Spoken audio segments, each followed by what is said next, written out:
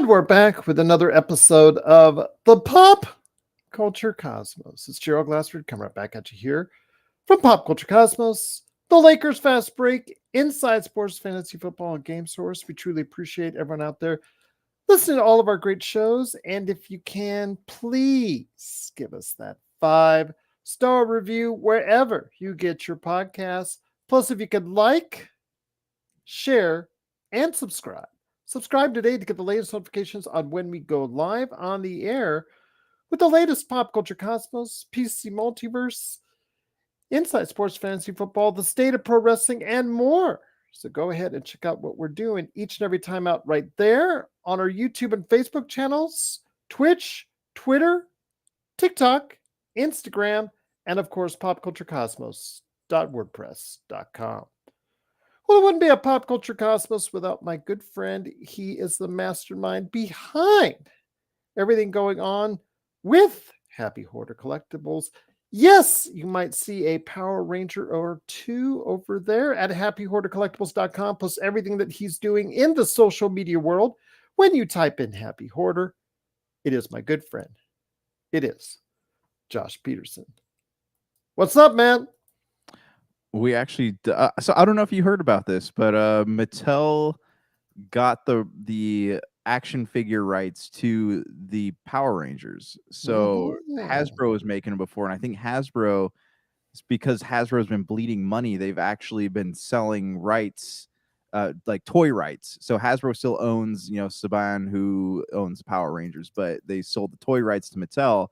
And now Mattel, I think in the beginning of next year, is going to be putting out a brand new line of Mighty Morphin Power Ranger toys. But it's kind of funny how, a toy company is doing so poorly, like financially, that they had to go out and what do you call it? Do a Acquisition. Yeah, they're outsourcing. They're basically? outsourced. Yeah, pretty much outsourcing a lot of their brands to other toy companies. It's just funny how that works out. But yeah. Anyway, something to look forward to, I guess. Hopefully, maybe. Well, that's interesting because if you saw the news last week, a couple different interesting acquisitions in the video game realm. We'll just go ahead and discuss. Looking forward to doing that when it comes to old school gaming and gaming journalism. So we'll go ahead and discuss that here in a little bit. Plus, also as well, we'll go ahead and discuss the weekend box office, the Memorial Day weekend, and we're hoping that you will have and are having a great Memorial Day weekend here in the United States or wherever you're listening around the world. And you're also, if you're in the U.S., remembering those who sacrificed their lives for our country here at some point in time this weekend. And in doing so, being safe while you're traveling all over. But we will talk the Memorial Day box office, and that's not so good right there. It might need its own memorial, and we'll discuss why here coming up in a bit.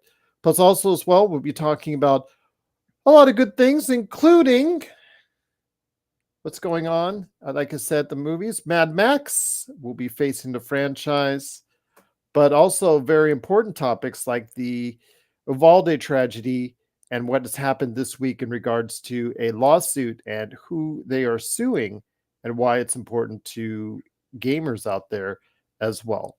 But speaking of video games, my friend, it is Hellblade 2, just came out this past week on the Xbox. It's available right now. You can buy it separately at 40 or 50 bucks, I think, or you could go ahead and get it part of Games Pass at $16 a month.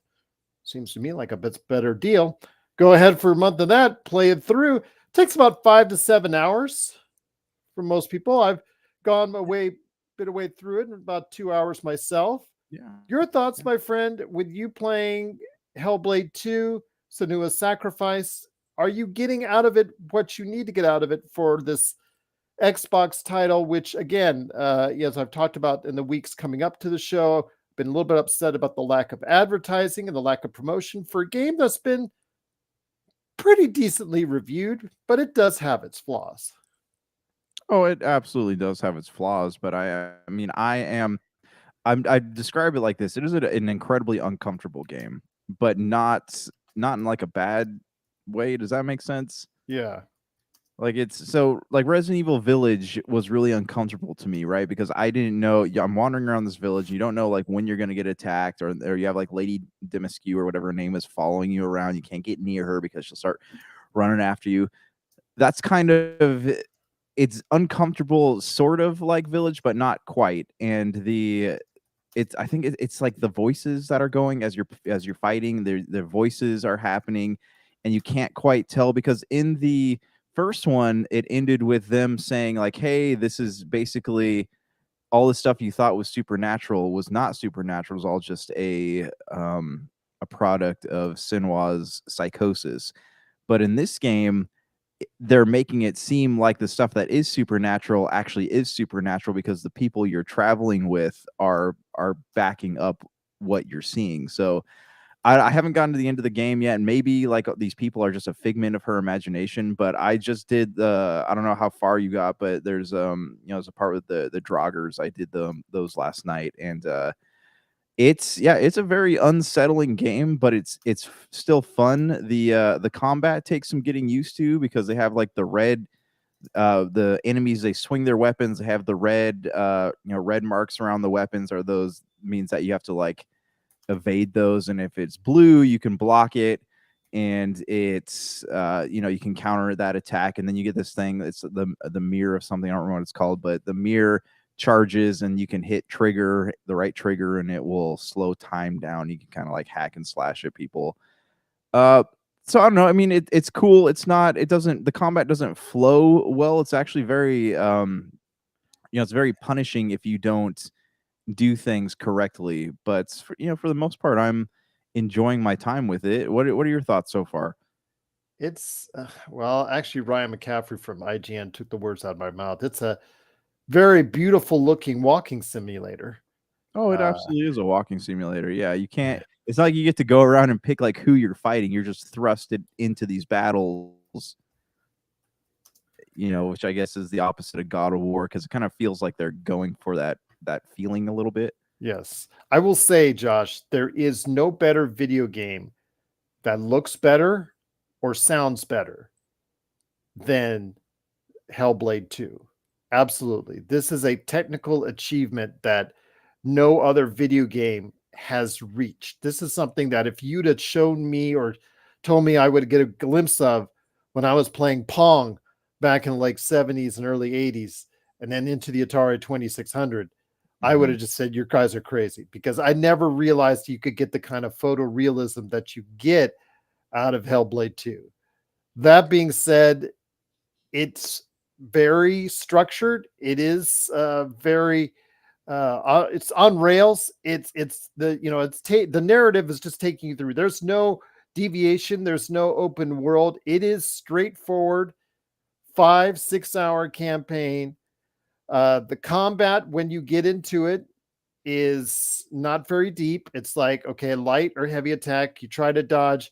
Even if you don't dodge, you can get whacked upside the head 4 or 5 straight times in a row. You'll just get dizzy, get knocked down a little bit, but you'll still be okay. You don't die.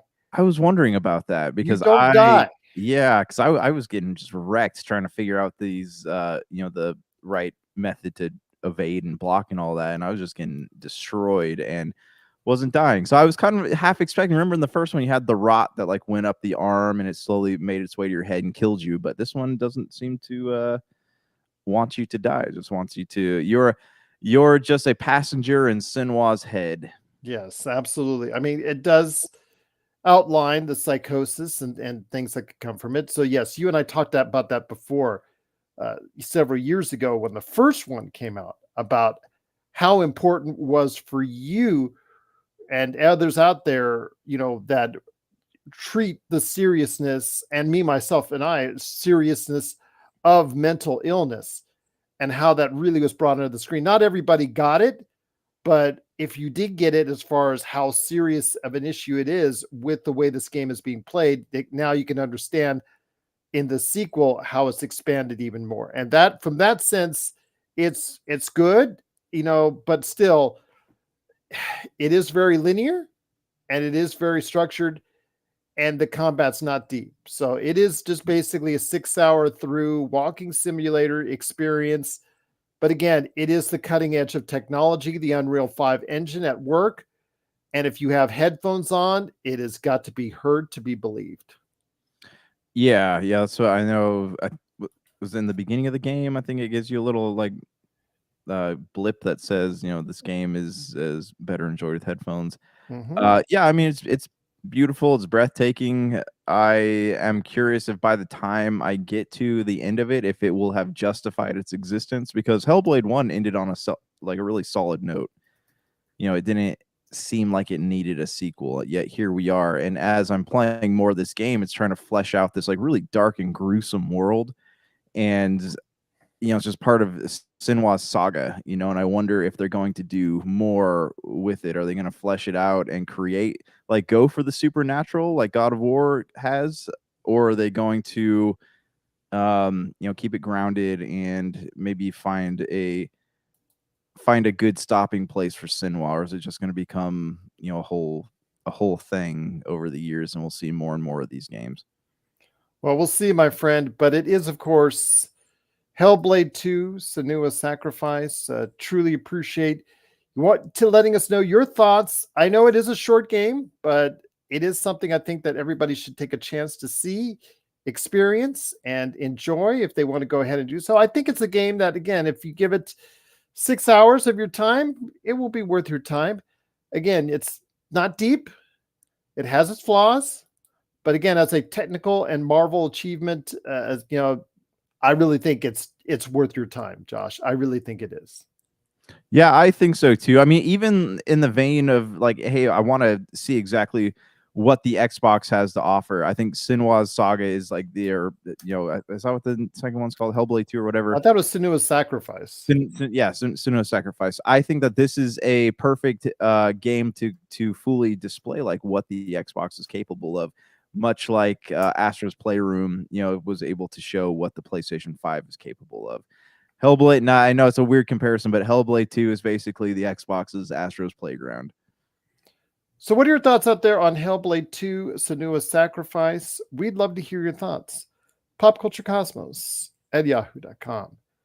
Well, my friend, there's much more to discuss on today's show. I want to go ahead and, before we really get into the movies, because that also gets into facing the franchise with Mad Max and all that, I want to ask you this. Did you get a chance to see the #1 most popular television show on Netflix right now called Tires by any chance? No, I'm intrigued though. Is this something that involves like tires coming to life?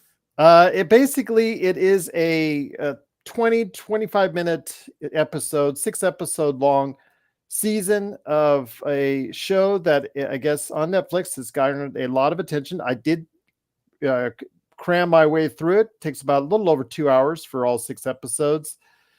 I will say this: it's based off of a show that it's based from comedian Shane Gillis, who was known a couple years ago as a guy that was kicked off of Saturday Night Live. He did return to host, but yeah, he was kicked off of Saturday Night Live. Shane Gillis is a star along with some friends of his. It's a show based in office style, the office style format, but Okay. it is based in a tire shop and about what goes on in a tire shop. It is crude, and crude. And I will put that. It is mature rated. It is trying very hard to be a 2005 show with its crudeness. It Mm, doesn't always click and it doesn't always work. Not because it offends, it's just because it's not as well written as I would hope. But for me, it took about till the last episode in the last 10 minutes before I actually started getting some laughs out of it. But again, if you're looking to go ahead and remind yourself of the early 2000s and what people or shows and movies were trying to get away with, Tires from Netflix stands out.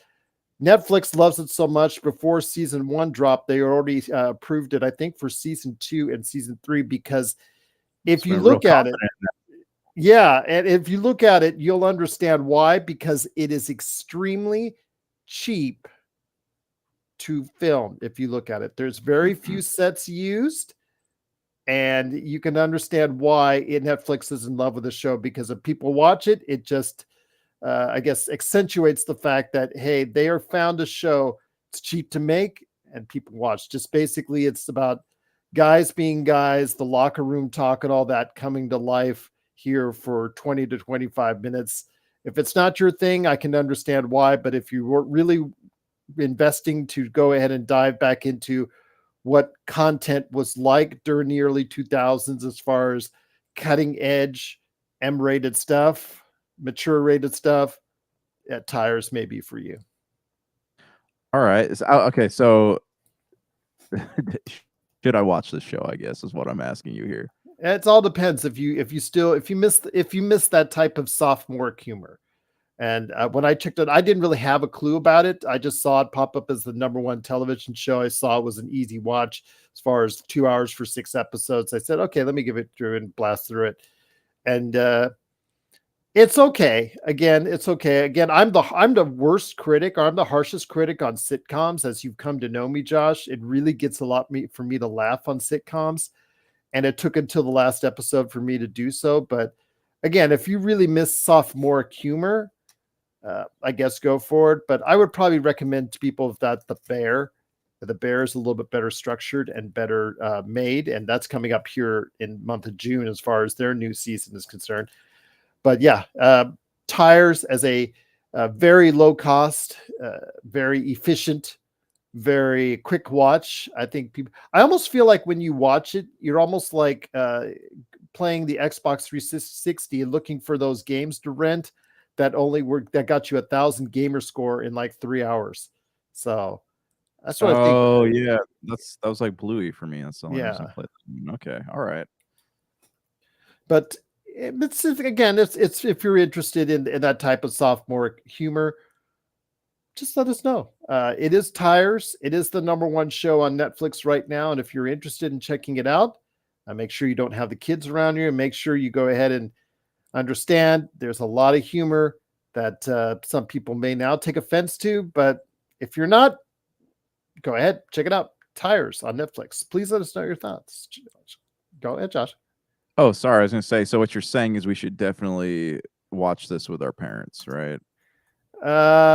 Your parents would probably give you the side eye, unless they'll fall asleep halfway, and they're well, if you and your parents, that's one thing. But yeah, no. Mom would probably not like it. Dad, will probably say, "Oh, this is not good for your son," and just say, "You know what?" He'll probably laugh and chuckle on the side. But yeah, it is what it is. But it is Tires on Netflix. Please let us know your thoughts. popculturecosmos@yahoo.com. My friend, there's still much more to talk about on today's program. I want to ask you your thoughts on the Atari, Intellivision, and IGN purchases this week, because if you didn't read the news carefully enough, a couple of things that went under the wire. This would have been a major deal back in 1986, Josh. Mm-hmm. But Atari purchased the rights to Intellivision. So your thoughts on that, my friend? Yeah, so I'd read about that, and that was really interesting, because that that's come in the wake of like it feels like, when you go to like a dog beach and all these dogs are like big and tough, and then you put your dog out there and it's like a little tiny like Chihuahua ankle biter. Like I feel like Atari's like, Xbox and Sony aren't the only people making acquisitions right now, and they busted out their Intellivision, right? Is what they got. Mm-hmm. Yeah. So okay. What are they going to do with it? Why here? Because Atari has done nothing but flounder for the past 20, 30 years. They tried re-releasing a console 2 years ago and it didn't go so well. Yeah, and then they got a new CEO in. The thing that they did as well, Josh, was the Atari 50. The game that they brought out. I told you I got a chance to review it. I got sent a copy of it. I thought it was really well done. The 50th anniversary that's available now on consoles, which gave you also you got the choice not only just experiencing dozens and dozens of old Atari games and also updated classics. They also gave you a history and a timeline of the company itself. That was well done. And based off the success of that, they've been just doing smart things, Josh, like Yar's Revenge and some of their other classics. They've been making updated versions, which don't cost them too much to develop. They've not been splurging. They've not made an idiotic move like we saw, like you said, with that Atari 2600 rebrand that was so about $400, and yeah, nobody bought it. And I remember how bad that was a move for that.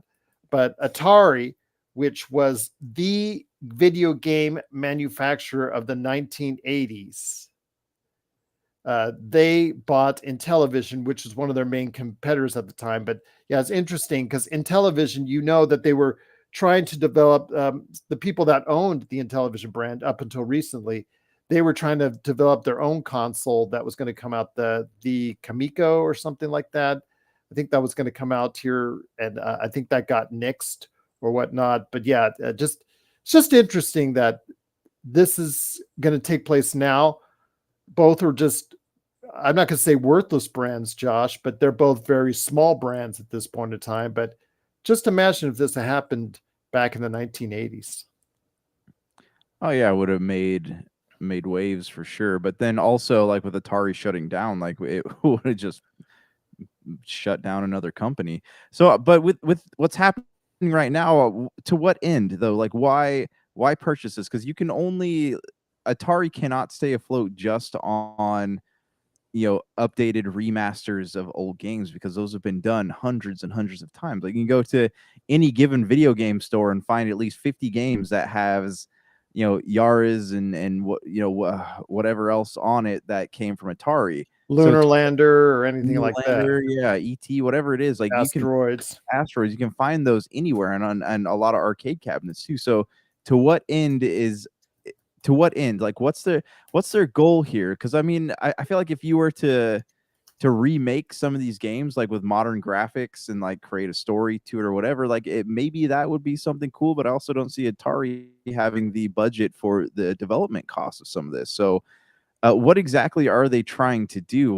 Why is it that so many people have picked up this brand over and over across the years and tried to revitalize it? Well, we'll see. I mean, the labeling, the branding, like you said, the brand alone, you still see it from time to time, and it's still worth something on clothes, merchandise, pop culture memorabilia, which you are so familiar with. It's so familiar, and it still earns, the brand itself earns money from that. I mean, my gosh, Blade Runner 2049 had Atari right there on their two of our favorite films. So just the homage to the Atari brand. Intellivision, I don't know what their point is in getting it. They obviously must have an end goal of it, and maybe it's to, like you said, refresh some of the classic Intellivision games from the past. But I don't. Again, there's only a limited number of interest in it.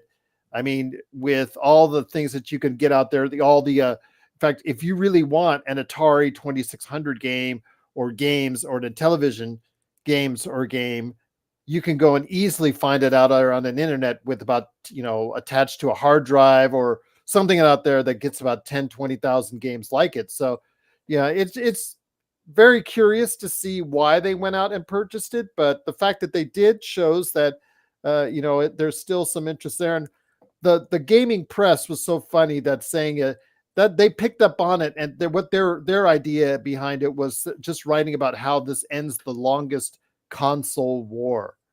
And I think that was more a novelty to them, that they could write about that as opposed to the actual sale itself. Yeah, I guess there's a bit of an irony to it, but I still sit here and wonder, like, why? Because it seems like both of these companies dying at this point has become an inevitability.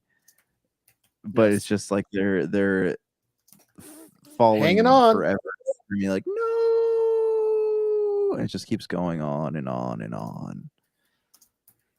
But it is, of course, the Atari brand buying Intellivision, ending, quote unquote, the longest console war ever. Even though I didn't know, could you say it was a console war? I lived through it, and I would say it's.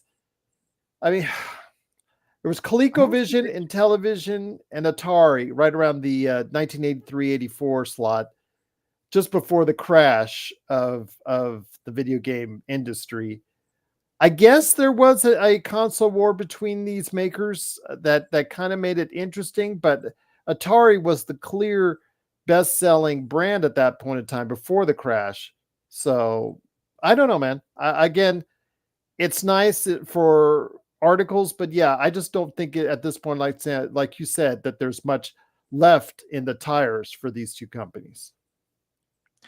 Yeah, I don't think so. Like this is gonna, like I said, it's gonna inevitably end for both of them. So what's the point of this? Unless there's always the option of Sony or Microsoft acquiring both of these, in which case maybe something cool could be done with them, but they're so removed from everything that's going on in the industry right now that there's not really any point to their existence anymore, besides the nostalgia factor, which can only get you so far.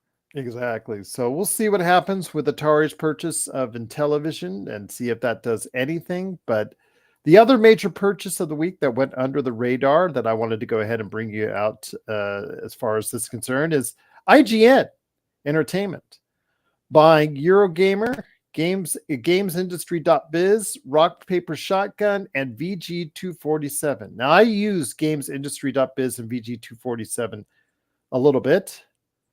Plus, they bought interest in Outside Xbox, Digital Foundry, Nintendo Life, Push Square, Pure Xbox, and Time Extension. But they did buy out 4 of their smaller rivals and competitors in the video game news industry. Your thoughts on this, my friend? I don't know if they've already started some layoffs. I don't know if they intend to fully close these 4 sites or whatnot. But your thoughts on IGN making this maneuver to buy out 4 of these long-time gaming news sites?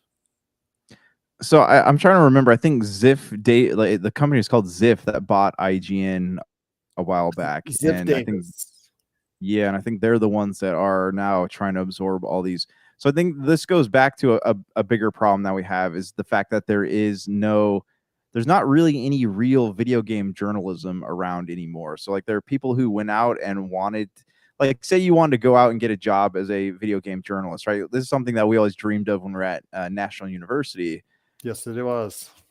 But now there are less and less companies that are doing things like that are allowing you to have these opportunities. And like looking at this, them buying all these companies, you have GameIndustry.biz is owned by the very company that bought them, and the moment that they were purchased, everybody's getting laid off. So how many of these publications are going to stay open long enough to be actually, I don't even know if they're going to shut them down. It seems like they're just like trimming it down to a bottom line and making it so that they run as cheaply as possible, which again is going to shut off opportunities for a lot of people who want to go and pursue this kind of journalism for a living. And that's a shame, because gaming journalism is not only just something interesting and fun, but also just something that has its moments, has real impact on entertainment.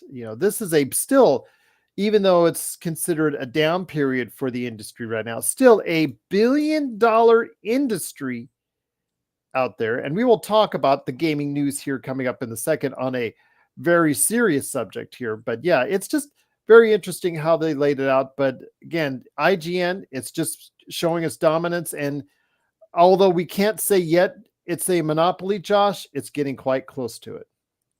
Yeah, absolutely. Because like you have IGN, GameSpot, Game Informer, and like those are the 3 kind of titans right now. But you don't see, like, I'm surprised Polygon and actually I think Kotaku might now be owned by Ziff. I'm not 100% sure on that, but yeah, you see like maybe a handful of smaller publications. But yeah, the video game journalism world is not what it once was. And as we know, firsthand too, is a lot of like, we can't even get review copies of games without promising that we're going to stream it in some form or fashion. So, or how many thousands or tens of thousands of followers that we have or whatnot. Yeah.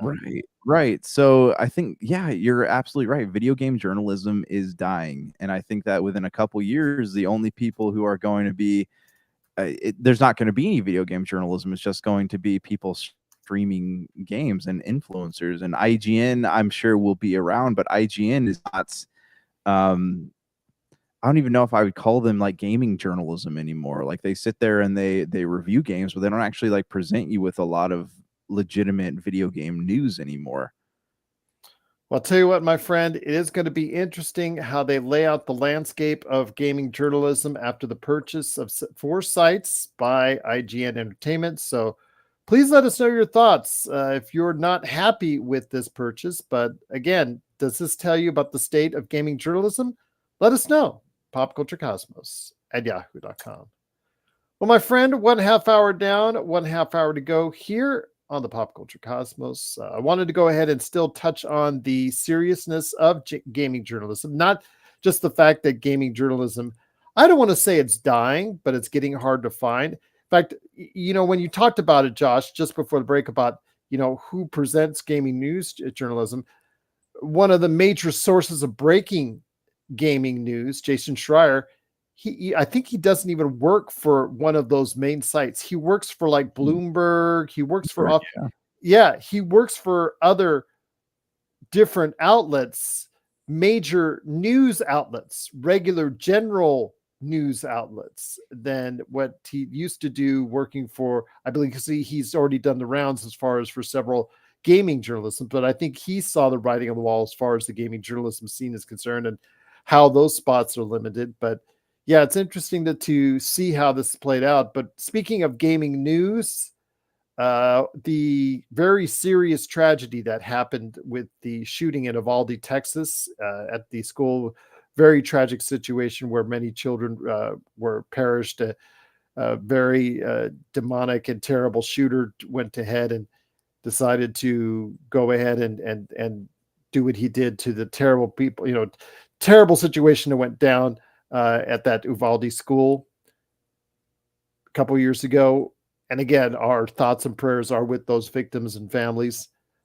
Well, those families have now decided to go ahead and file a lawsuit against the policeman that did not act in enough time to save a lot of those kids that were injured or killed. But also, they've basically piled on the lawsuit and attached Call of Duty maker Activision, Blizzard on top of that, because they're saying the conversations and things that went on in your basic Call of Duty matches help to perpetuate what went on with this tragic Uvalde shooting. This is not the first time Call of Duty and or other games have been involved in this type of thing where they've been talked about as the reason why, or one of the reasons why, tragic events happen. Your thoughts, my friend, on this? Because again, this is going to lead to a situation where how liable is Activision for, and all Call of Duty is for this type of situation. This is something we've talked about before from time to time. This is the serious part of what we do. It is tragic. And again, our thoughts and prayers are with those families and victims of the Uvalde tragedy. But again, here we go with another outlet trying to go ahead and blame the video game industry for what went on.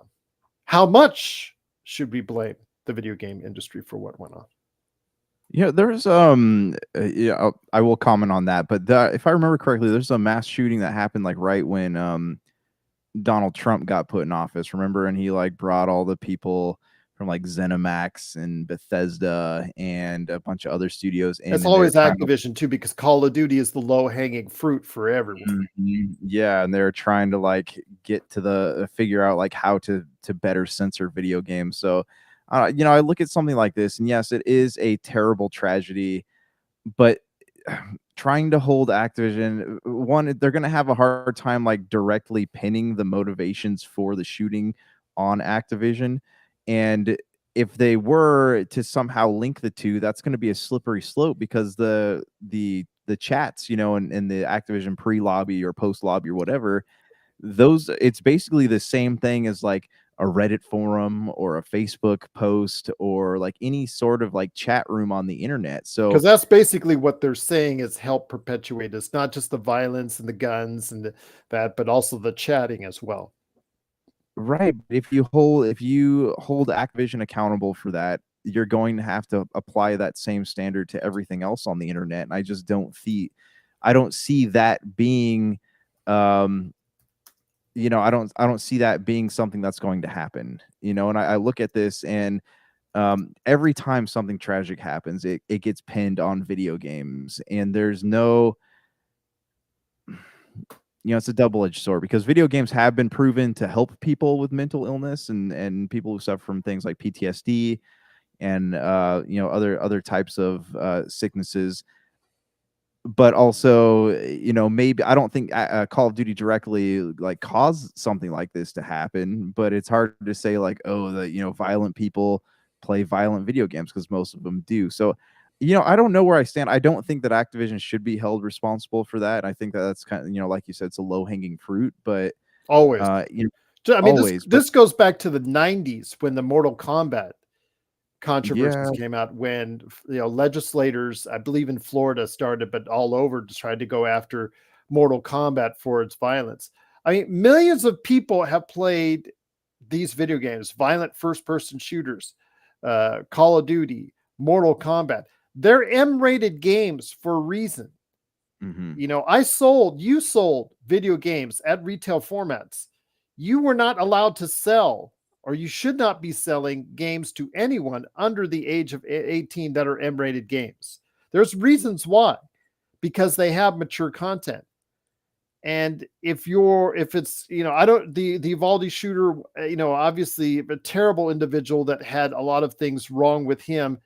I'm not going to give him a pass, and I'm not trying to give him a pass, but these video games should be held in the same way that violent movies. How come with the suit they aren't suing studios for horror movies or action violent movies? Like, for instance, we've seen action violent. I always equated to, okay, you want to censor video games, but you're okay with Lethal Weapon 3 being shown in the middle of the afternoon on the local station. Does that make sense to you? Yeah, I mean, it's a very fair point. I remember with Columbine, it wasn't just video games, it's also music, right? They were trying to go after the music industry for, bands like Marilyn Manson and Korn and a couple other new metal bands. But yeah, that was every time something like this happens, they want to find a reason for it, but they never want to look at the fact that like maybe this individual was just incredibly disturbed. And Call of Duty, I think, is an easy target because they have constantly pushed the envelope over and over again. Because you remember, there's one where they had the airport shooting. Yeah. So I mean, they've constantly like put themselves in the spotlight for things like that. So it's, I don't know, man. I don't know. Like I said, I don't think that Activision should get in trouble for something like this. And I think that that nothing will happen from this. They'll issue a statement saying like how sorry they are and we'll do a better job of monitoring our chats in the future and things like that. But I really don't see anything coming of this.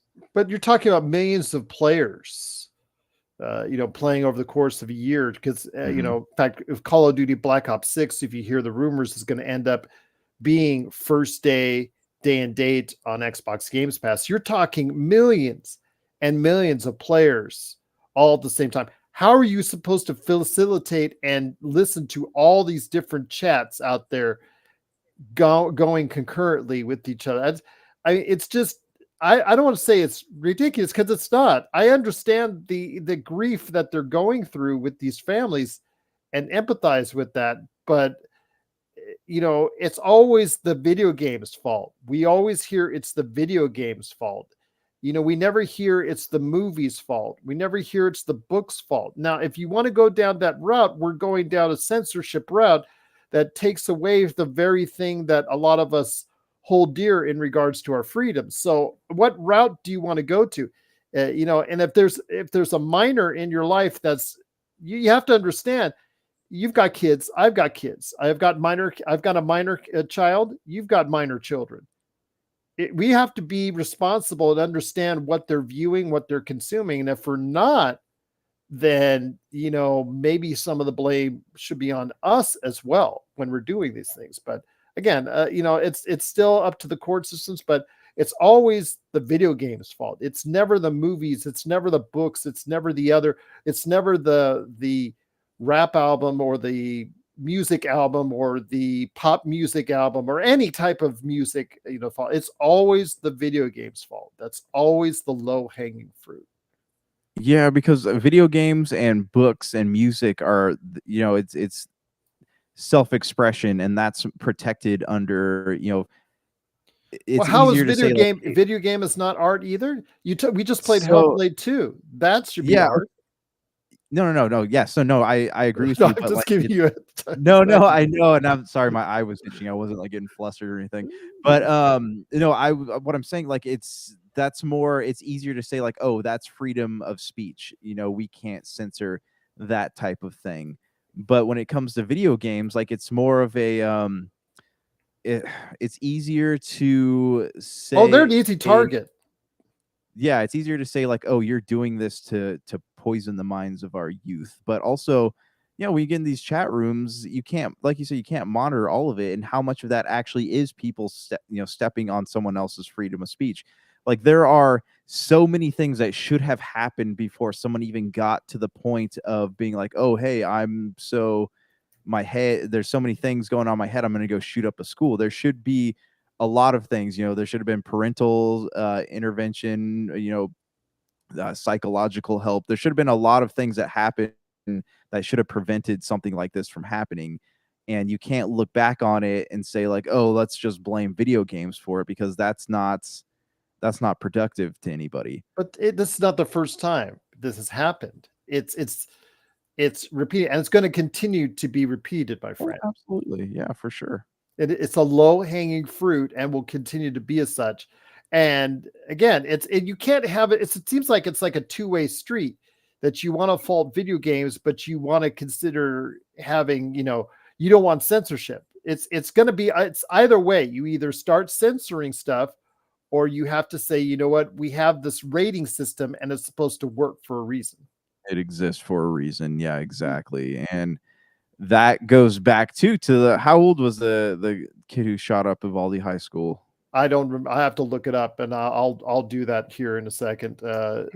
Right now while you're doing that. But again, it's just it goes back to, like I said, to the 90s, where you lived through this when you were in your teen years. You saw firsthand what people were trying to do to Mortal Kombat. Oh yeah, I mean, and that's kind of a thing too. Like, back in the 90s, anytime something popular that kids loved was came about, like, there are always people sitting there trying to stand in its way. As Mortal Kombat, Grand Theft Auto, Harry Potter, whatever it was, Transformers even, like, had some controversy with it. People he was an 18-year-old, by the way, just to let you know. Okay, all right. So I mean, the maturity rating, and unless they want to raise the policy for stores not to sell that stuff to kids, 21 and older. I'm assuming he was playing it before he reached the age of 18. I'm just going to assume that, but it's a safe. Yeah, but that's the trouble too, is like, everybody plays these games, and when it's usually your older brother or sister that buys them, or your parents buy them for you. Like, it's just it's a difficult thing to monitor that closely. Well, again, I appreciate Josh for going back and forth with me on it. Again, but we're both in agreement that, it's how you perceive it. It is a very tragic situation. Again, my heart goes out to each and every one of those families, but it's going to happen. It's going to continue. Each and every tragedy that's going to happen continue with anybody who played any type of video game. So if somebody plays Call of Duty anytime in the near future, and then they commit a tragic tragedy, despite the millions of players that also play the game, Josh, that's going to be something that's pointed out continuously going forward. When you have the number one video game over the course of this century, that's going to happen. That's going to continue to happen, and it's going to still be something that's going to be a target continuing going forward. That debate, that discussion on video games and how much video games are supposed to be held liable, if at all, for these type of tragedies is going to continue.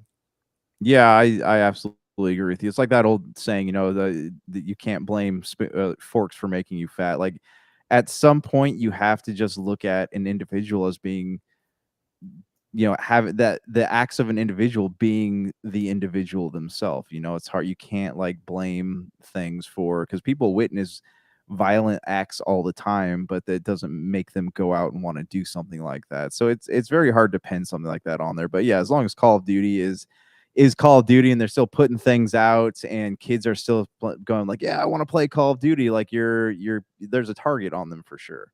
Absolutely. And it will continue to be as such. But if you have thoughts on the situation, either for or against the video game industry, please let us know. We'd love to hear your thoughts. And if you want to jump on the show with us to discuss it even more, again, we would love to hear your thoughts on this.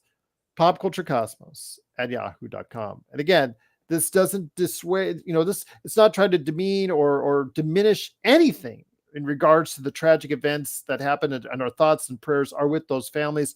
This is just, again, something, if you are a video gamer and you understand what has gone on for the past 25, 30 years in this industry, you realize this is going to happen again and again and again and continue to be still thought of. It's just you as parents have to understand that maybe you need to also as well figure out what your family and your kids are doing in regards to that, and try to determine whether or not it is appropriate for your kids to play those games before the age of 18. Josh.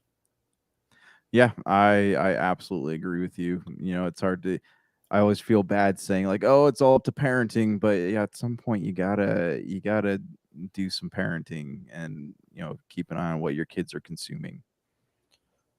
What are your thoughts out there? Again, on the debate right now going on is the Uvalde tragedy. The parents of that Uvalde tragedy have decided to go ahead and sue other entities, but also as well the makers of Call of Duty. Please let us know your thoughts. popculturecosmos@yahoo.com.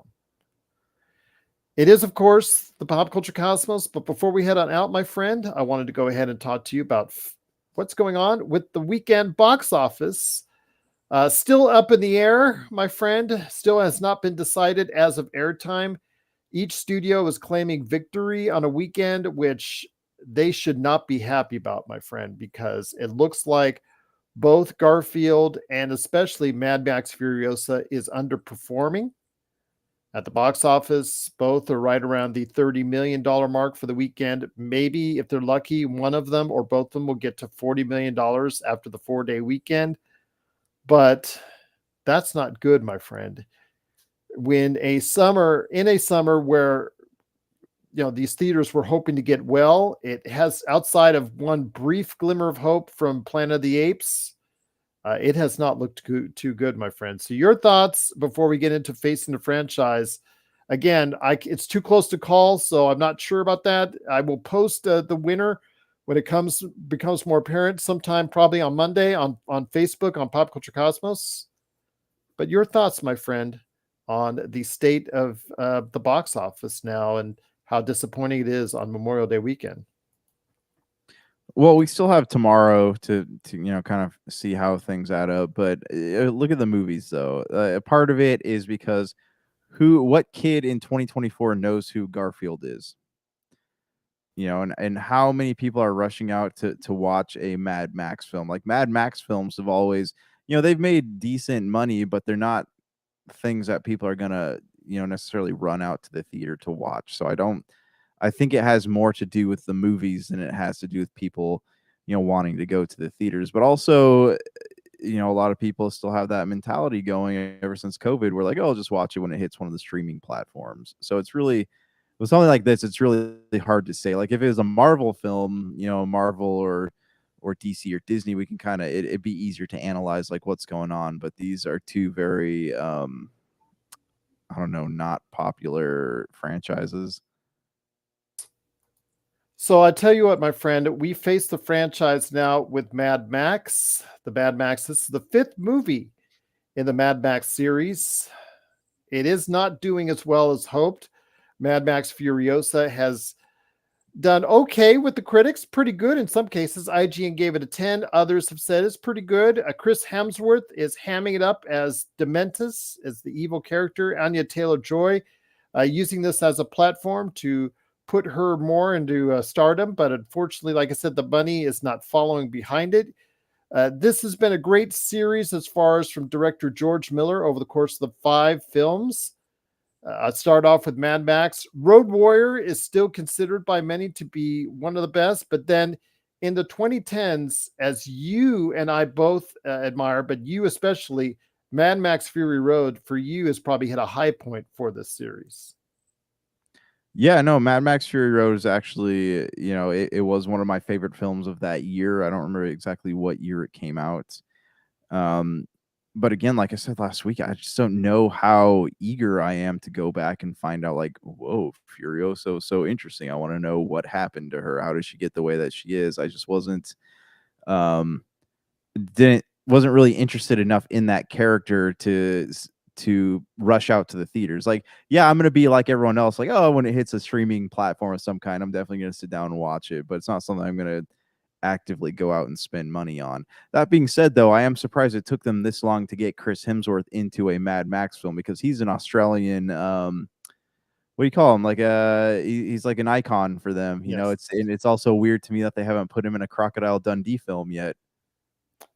Give it time, my friend. Give it time, but we'll see. Mad Max Fury Road obviously is considered by many, even though it did okay in the box office, but he didn't do gangbusters. But it's so funny, we look back on it now and it's still considered one of the best movies of the 2010s, and by critics one of the best movies of the century.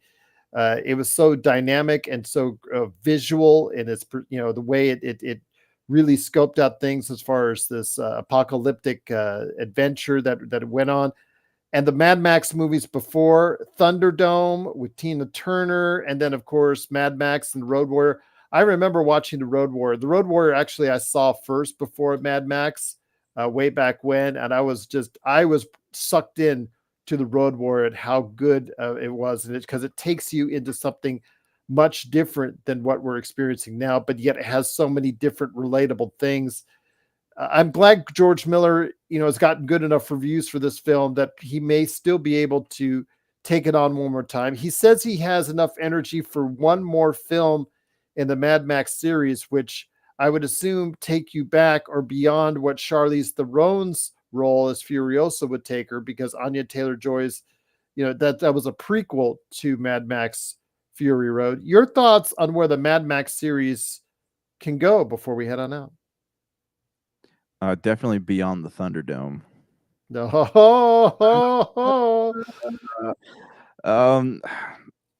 I don't know. That world is so weird, because I remember my first time sitting there watching. I think I watched Road Warrior when I was like 18. Was the first time I saw that movie. And I didn't know that Mad Max came before that, because I bought one of those, like, remember how they used to sell like double and triple feature packs on DVDs? Yeah. And it had Road Warrior was like the first picture, so I was like, oh, okay, well maybe I need to start there. So I watched that one. Yeah, they're all just such really, really weird movies, but they are very iconic films. I don't really know the extent of the lore on that series. I don't know if there's like a narrative thread that they've been kind of trying to stay close to, but I do know that it's interesting, even though I sit there half the time going, what am I watching? And yeah, I mean, I would definitely watch another one. I just don't know how how much story I'd be looking for in something like that, though. It's interesting where the series may go. I know that could it lead to a return for Mel Gibson in the role of Max? He's still alive. His character could still be out there somewhere in the wasteland, my friend. Yeah, I mean, never say never. He's going back to Lethal Weapon, so I mean, who's to say he won't go back to Mad Max? But also, he doesn't really get cast in a lot of things anymore because people are still holding him responsible for whatever comments he made so many years ago. So I don't know, man. We'll see. But I definitely am interested enough to see where things go. I am as well, but we'll see what happens. But Mad Max is facing the franchise. If you have an idea for us on a franchise you'd like to see us go ahead and talk about, in this case, it was Mad Max, starting with the Mad Max film itself in the late 1970s. Then, of course, Road Warrior in the early 1980s, peaked with Mad Max Beyond Thunderdome, Mad Max Beyond Thunderdome in the mid 1980s, and then, of course, got revived by George Miller himself in, I think, 2016 with Mad Max Fury Road. That was with, of course, Tom Hardy and Charlize Theron. And all you hear about now is but not only about how great this film was, but also how those two lead stars couldn't get along with each other. And They then, hate each other. Yeah, I remember. yeah, reading about they absolutely could not stand working with each other. And that's just amazing how that film, the release date is 2015, by the way. I'm sorry, not 2016, but yeah. It's more some- recent than that. I mean, I know it did come out in 2015, but it doesn't seem like it was that long ago, though. It's No, weird. no, not at all. In fact, something that I know you enjoyed talking about it when we were on the air. So we'll see what happens with the Mad Max series. If another one gets greenlit, because Mad Max Furiosa is underperforming at the box office. So we'll find out what the future holds for Mad Max, and we'll let you know about it at the Pop Culture Cosmos. But before we head on out, Josh, please give for everyone an update on what's going on with the wonderful world of the Happy Hoarder. Absolutely. We just got some really rad Power Ranger Lightning Collection helmets in stock. If you see any Lightning Collection stuff, you better grab it up because it's all going bye-bye now that Mattel owns the brand. I think they cut all the Lightning Collection stuff off. So definitely be on the lookout for that stuff. We're going to do some conventions. Our next couple of conventions are coming up in August. We might do something in June.